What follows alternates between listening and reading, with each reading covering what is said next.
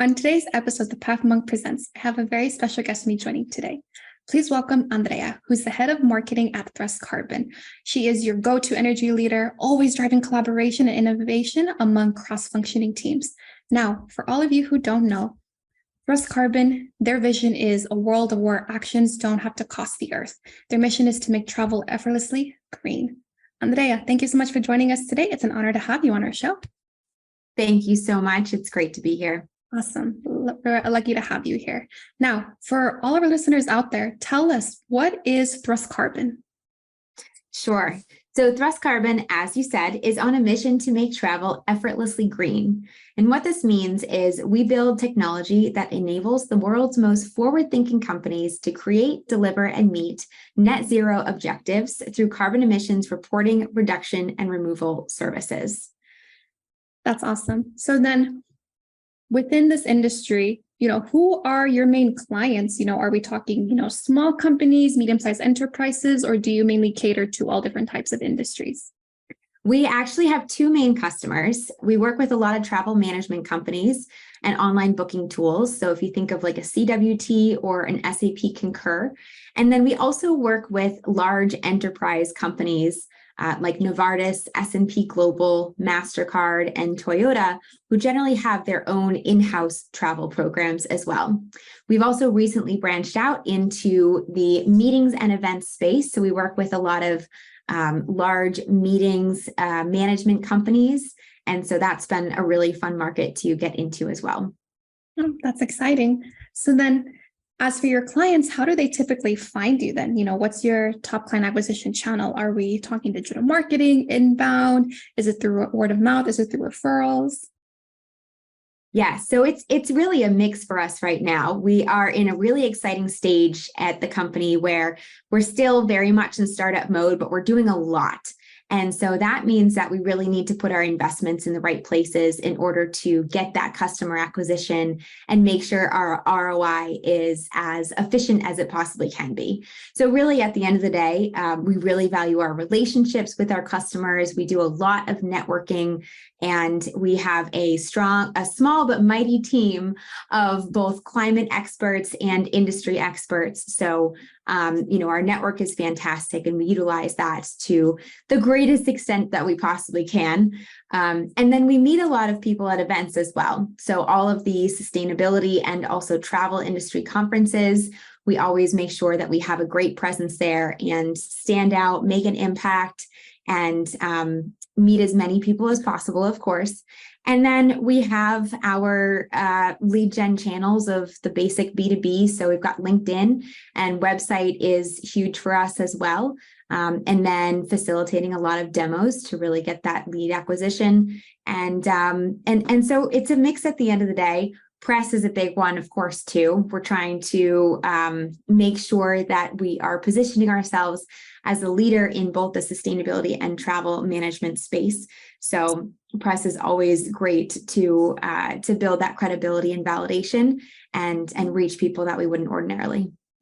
Oh, that's fantastic. And as for, with your company and what you guys do, I think it's great how you guys, are also going to a lot of trade shows now, really being able to, see your clients in person. And as you said, putting an emphasis on building relationship. So that's awesome. Yeah, thank you. Yeah, definitely. So now we're going to talk about the website. So what would you say are the major strengths of the Thrust Carbon website? And then where are opportunities for improvement as well? Yeah. So websites, I think a lot about websites. I actually joined Thrust Carbon recently, and websites fascinate me because they serve so many functions. It's really the spot for information exploration and ultimately conversion. So if I break that down, then, if I put myself in the shoes of a user, the last website that you went to explore a company, you probably found them on Google. SEO, they should be top ranking if you get the company name right. You click in and you check it out for like 5 seconds, right? You're looking at a website to see, is this company what I think it is? Is it what I'm actually looking for? Is it legit? Is it valid?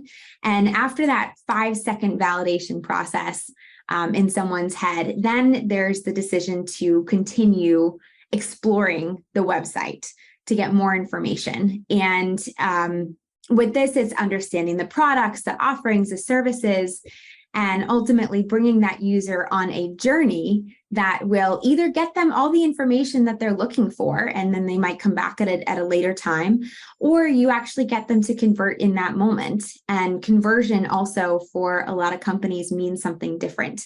So it just depends on what your own goals are. But for us, we are very much focused right now on making sure that we have the information relevant to our customers. And so we are, right now, we've got that 5-second validation down. You get to our website, you know, we are rocking it. We're working with all these amazing companies and we've gotten all these amazing awards and we have information about our products. But we're really trying to build that and add to the exploration component of someone's journey by adding in use cases and case studies and white papers. We have a lot of searches related to methodologies, sustainability methodologies. People are wondering from the emissions of a ferry to a specific origin and destination.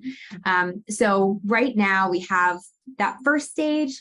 We're working on that exploration stage in order to make sure that when we get to the conversion stage, we are really working with people who are super qualified to be getting those demos, because we're happy to share all the information that you want. But at the end of the day, what we're finding right now is that people are really looking for more information about our products and customers and the way that we work and all that, versus just getting on the phone with someone for a demo who might not really be ready yet. So that's really the part that we're looking at, the exploration and the content required to make sure someone is getting the information that they want.